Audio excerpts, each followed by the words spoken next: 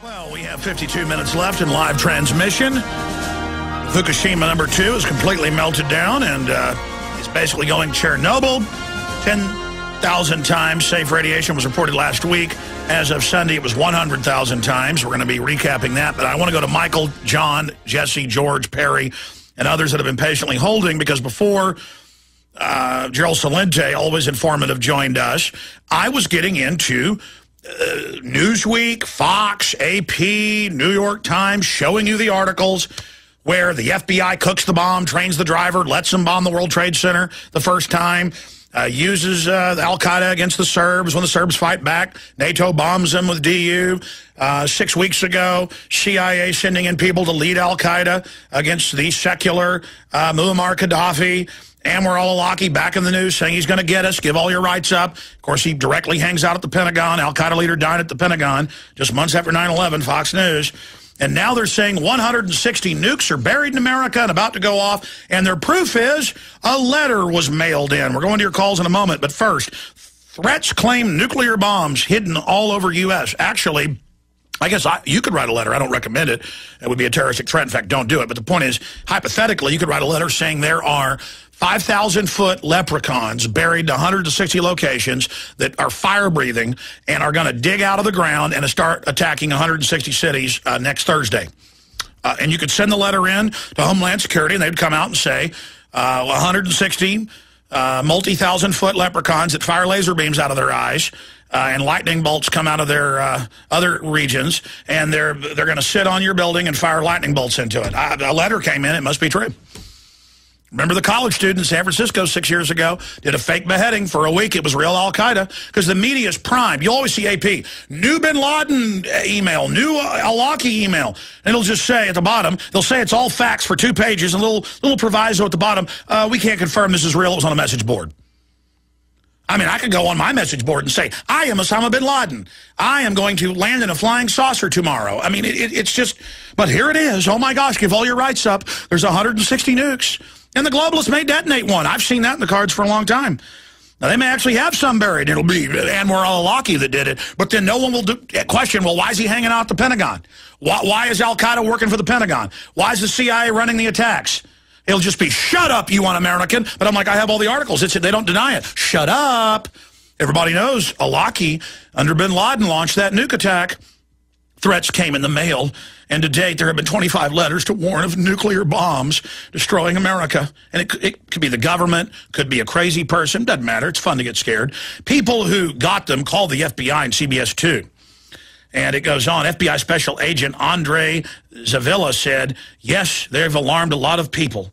The Al-Qaeda organization has planted 160 nuclear bombs throughout the U.S. in schools, stadiums, churches, stores, financial institutions, government buildings, it said.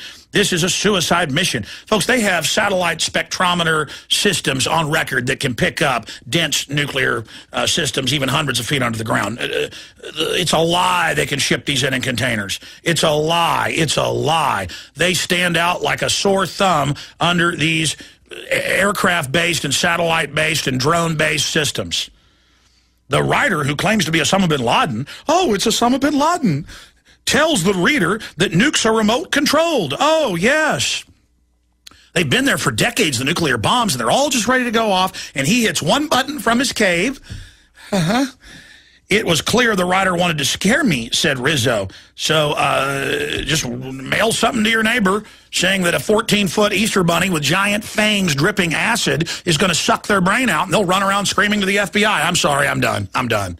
I'm done. But we got a big video coming out today. I want to go mega viral. I don't know the title yet. In fact, I ought to just get Aaron or somebody to write a blurb with it, an article that the video's coming soon, so we can do a Google bomb. We haven't done one of those in weeks. What, 3 weeks? 4 weeks? I mean, what should the headline be? Al-Qaeda is 100% New World Order run? Or Al-Qaeda is 100% Pentagon run? Yeah, that'll be the headline. You other blogs want the attention? Fine, great. Headline. And the video's going to be coming out soon. He's in there working on it. It'll be at the Alex Jones channel, InfoWars, Prison Planet. When it comes out, email it to everybody you know. But I'm going to go ahead and get the title up so that when and that the video's coming later, we'll do a compilation of of articles with all the admissions of Al-Qaeda being government run under it. And the headline will be, Al-Qaeda 100% created and run by the Pentagon. And then we will go with a headline, a 3-word search out of it. Al-Qaeda Pentagon run. Al-Qaeda Pentagon run. That's the 3 words. Al-Qaeda Pentagon run. Al-Qaeda Pentagon run. Hit them hard. Let's make it #1 on Google. Go to Google, type it in over and over again, send it out to everybody. Al-Qaeda Pentagon run. Al-Qaeda Pentagon run. Get it out there. Let's go to Michael in Texas. Michael, you're on the air. Hey, Alex. I tell you, I don't even know where to start, but it's funny. Gerald Celente was talking about the 3 women, Samantha Powers, Rice, and then Hillary Clinton. Guess who Cass Sunstein's married to? Samantha Powers. Could you imagine living in that house? Well, they're liberals, though, so it's good to drop DU on countries, and that she's not even an American running things. And Cass Sunstein says arrest people he disagrees with. That's liberal. I mean, even New York Magazine praised him and basically said, this is how you deal with Alex Jones. I mean, maybe Cass has got a point. Yeah, and that's the way our government's run. It's not run by our elected representatives who are public servants. It's run by these bureaucrats who don't care about what the Constitution says. They just implement their own rules and legislation, regardless of whether our state, local, or federal elected representatives want it done. And there's a name for that. It's called tyrants. That's right. Hey, Alex, I'm a 22-year telecommunications representative, engineer with some of the bigger telecommunications companies. I know that you're very aware, because I've heard you talk about it before, of this technology whereby it's actually called CALIA, where law enforcement agencies can actually monitor everything that we say and do over the telecommunications infrastructure. The scariest thing about that technology is it's manufactured and serviced by Israeli companies. Yes. Now, if you look up a company called Comverse, C-O-M as in Mary, V-E-R-S-E, they are a Tel Aviv-based company. And when working for one of the larger telecom companies, when we were installing this equipment, I alerted our management to the fact that, hey, these people over in Tel Aviv have 24/7 access to not only what all of the general public is. Yeah, not only the NSA has black boxes and black fiber that everything runs through. Israel does, and that's been public for a decade, because that's what this country's all about, being completely run by foreigners. Right, and it's the scariest part about all of it is this Tel Aviv company has the ability to not only see what we say and do, but what all of our law enforcement does and plans.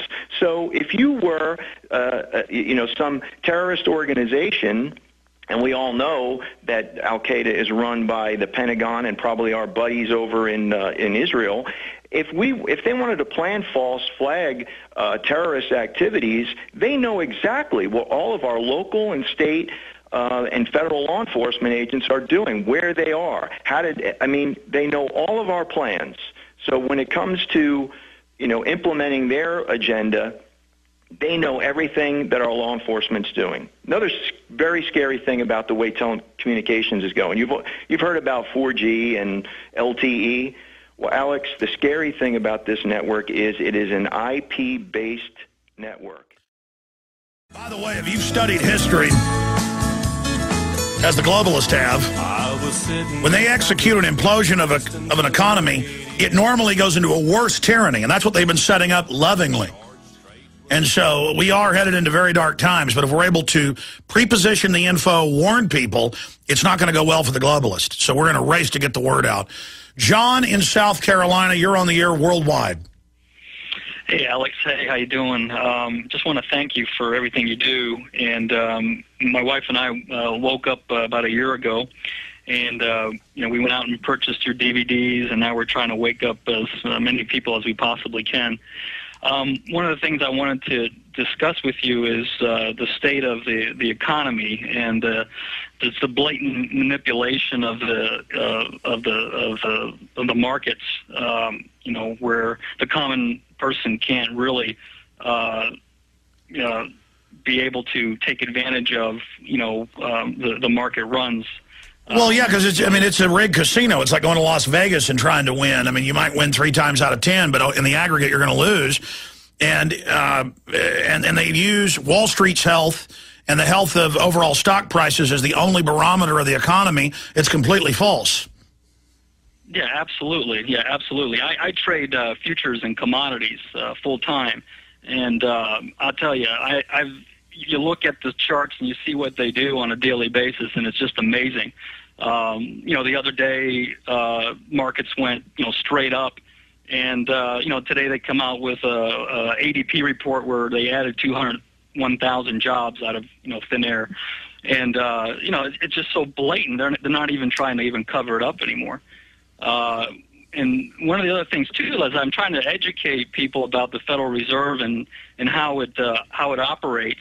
And one of the books that I picked up was by Ellen Hodgson, Web of Debt, and I use also The Secret of Oz, Bill Still's video, and excellent resource on, you know, the system and how they use it against us. And by the way, we're in a race to wake up the general public, because if we don't explain to them what's really happening, the globalists are going to pose as the saviors in the crisis they created and clamp down on us even more. Every person you wake up, especially pastors, police chiefs, mayors, county commissioners, school board, bankers, the more people you wake up and the more people that see that you're awake, then they feel safe in coming out themselves for freedom. We're in a race against the globalist. I cannot stress that enough.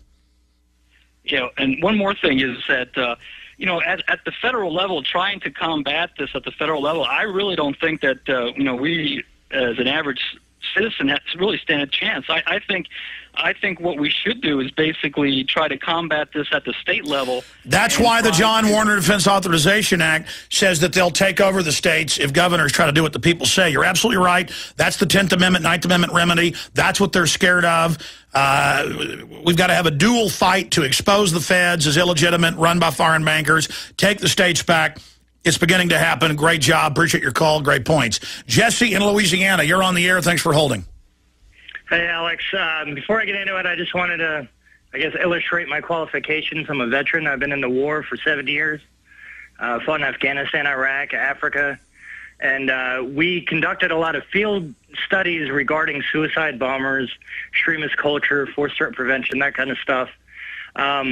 And the first thing that really got me looking at this situation in Libya and then now here with these letters, they use the exact same verbiage about going into war in Afghanistan even before 9/11. I'm looking at an article now from June of 2001 where they were talking about, quote, limited military action, which is exactly the same terms they use in going into Libya. Of course, now it's kinetic action, but in dealing with these letters, I mean, first of all, you have to just look at the implausibility of the whole story. I mean, there's so many controls around nuclear weapons. The thought that they could go unaccounted for the time it would take to get the material, build it, distribute it, place it, write the letters, send them out. Nobody saw this material missing yet. I mean, before the... well, plus even Russian and U.S.-built frogs or small tacks a lot of times didn't even work because they're so delicate. But we're to believe Al-Qaeda placed and never got caught in 160 missions burying nukes.